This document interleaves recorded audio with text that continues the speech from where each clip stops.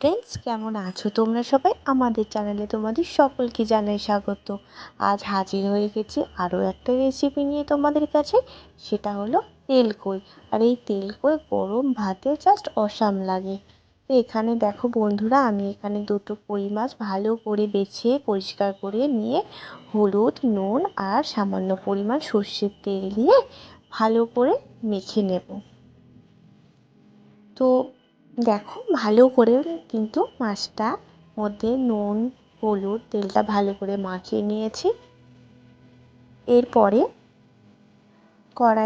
কড়াইয়ে সর্ষের তেল দিয়ে ভালো করে গরম হয়ে গেলে এর মধ্যে কিন্তু আমি মাছগুলো দিয়ে দেব। তো এই বড় যে কই মাছটা আছে না, তার মধ্যে আরও ডিম ছিল, জানো তো বন্ধুরা। আর এই মাছের ডিম খেতে আমার তো ভীষণই ভালো লাগে। তো দেখো, আমরা কিন্তু মাছটা ভেজে নেব ভালো করে।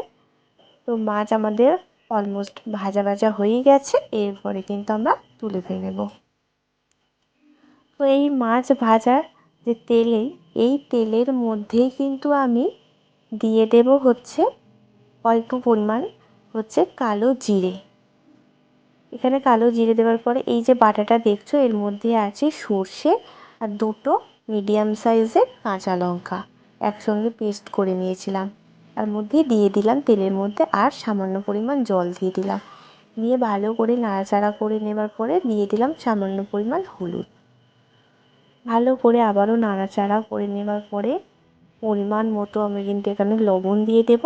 আর জাস্ট সামান্য পরিমাণ 2-4টে চিনির দানা দিয়ে দেব, জাস্ট স্বাদটাকে ব্যালেন্স করার জন্য। তো দেখো, এরপরে আমরা মাছগুলো কিন্তু দিয়ে দেব। তো ভালো করে কিন্তু আমরা উল্টে পাল্টে নেব এই গ্রেভির মধ্যেই।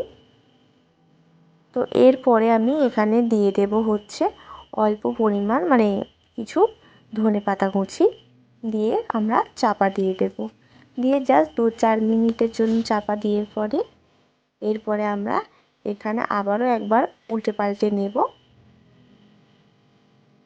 আর এই তেলকইটা খেতে গরম ভাতে বন্ধুরা খুবই ভালো লাগে। যারা খেয়েছো তারা তো অবশ্যই জানো। এর ওপরে দিয়ে দিলাম একটু নামানোর আগে সর্ষের তেল দিয়ে আবারও ভালো করে নাড়াচাড়া করে নেব। এরপরে আমাদের রেডি তেলকই। তো বলো বন্ধুরা, কেমন হয়েছে আমার এই রেসিপি? তোমরা কিন্তু প্লিজ একটু কমেন্ট করে জানিও।